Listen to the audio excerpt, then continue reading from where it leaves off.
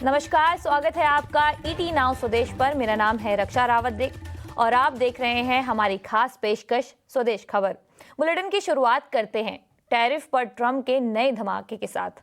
अमेरिकी राष्ट्रपति Donald Trump ने चीन पर अतिरिक्त 100% टैरिफ का ऐलान किया है। 1 नवंबर से लागू होने वाले इस टैरिफ से चीन पर कुल 130% टैरिफ लगेगा। टैरिफ वॉर की इस नई कड़ी पर डिटेल्स लेकर मौजूद हैं हमारे सहयोगी विश्वमोहन।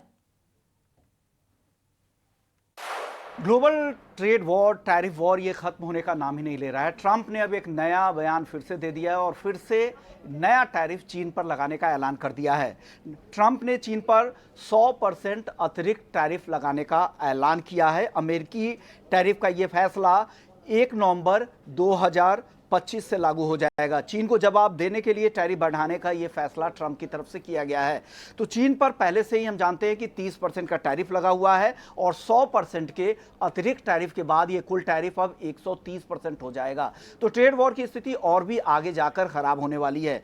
अमेरिका में बने क्रिटिकल सॉफ्टवेयर पर एक्सपोर्ट कंट्रोल भी लागू रहेगा। यह बयान भी ट्रंप की तरफ से दिया गया है और साथ ही एपीईसी सम्मेलन में जो जिनपिंग से मिलने का अब कोई कारण नहीं है, ऐसा ट्रंप की तरफ से यह बयान भी आया है। यानी जो उस दौरे पर जब ट्रंप आएंगे तो कहा जा रहा था कि चीन के राष्ट्रपति के साथ उनकी मुलाकात हो सकती है, लेकिन उन्होंने इस बात को सिरे से अब खारिज कर दिया है। और अक्टूबर अंत में ये एपीईसी सम्मेलन साउथ कोरिया में होने वाला है, जिसमें ट्रंप भी आने वाले हैं और वहां पर जिनपिंग भी रहेंगे। तो इसमें ऐसे समय में ट्रंप का बयान एक आया है, इससे तनाव आगे और भी बढ़ सकता है। लेकिन चीन से आखिरकार ट्रंप नाराज क्यों हो गए हैं?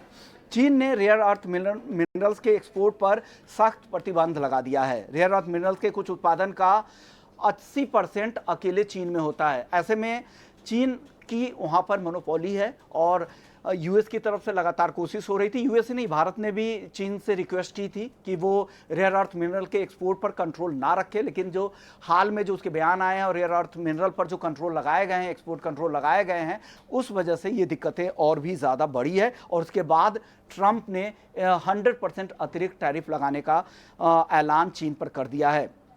चीन ने कहा है कि हमारे एनवायरनमेंट की सुरक्षा के लिए और राष्ट्रीय सुरक्षा का हवाला दिया है, इस वजह से उन्होंने रेयर अर्थ मिनरल के एक्सपोर्ट पर पाबंदी लगाई है। उसके माइनिंग को लेकर भी वहां पर कुछ कंट्रोल हो रहा है। हालांकि भारत से आश्वासन मांगा है कि वो अमेरिका को री एक्सपोर्ट ना करे अगर भारत इंपोर्ट करता है। तो दोनों तरह की चीज़ें हो रही है। एक बार ट्रंप देख रहे हैं कि भारत में वो को अगर चीन एक्सपोर्ट करता है और अमेरिका में नहीं करना चाहता है तो एक चिंता की बात है। ट्रंप लगातार दबाव बना रहे थे कि चीन अमेरिकी सोयाबीन का इंपोर्ट करे, लेकिन चीन लगातार बाहर से तो कर रहा है, ब्राजील से, अर्जेंटीना से सोयाबीन का इंपोर्ट कर रहा है, लेकिन अमेरिकी सोयाबीन लेने के लिए तैयार नहीं है।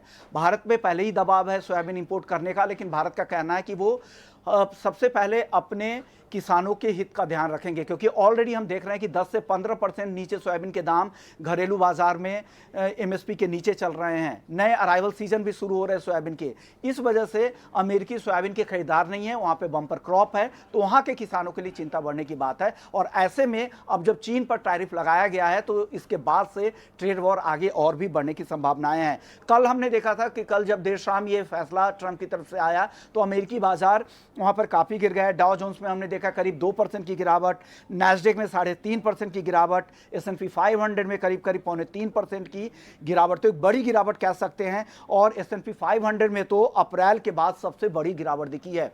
तो इक्विटी मार्केट पर इसका असर अगले हफ्ते घरेलू बाजार पर भी दिखेगा और ट्रंप के एक्शन से पहले जिस तरह की गिरावट वहां के बाजार पर दिखी है, ये असर दुनिया के बाकी बाजारों पर भी दिखेगा और भारत के भी बाजार पर दिखेगा। टेक शेयरों पर दबाव ज्यादा दिख रहा है क्योंकि उनके काफी ज्यादा सर्विसेज, उनका जो कनेक्शन है इन कंट्रीज में, इमर्जिंग कंट्रीज में ज्यादा है, इस वजह से वहां पर दिक्कतें ज्यादा दिख रही है। लेकिन कुल मिलाकर एक बार फिर से लग रहा था कि जो चीजें ठीक हो रही हैं, वापस FIIs भारत में आ रहे थे, चीजें सुधर रही हैं, उस पर अब सवाल उठ रहे हैं और एक बड़ी गिरावट और फिर से एक अनिश्चितताओं के बादल वापस से वहां पर देखने को मिल सकते हैं और अगला हफ्ता फिर से एक नया मोड़ होगा और भारत के लिए चिंता की बात है।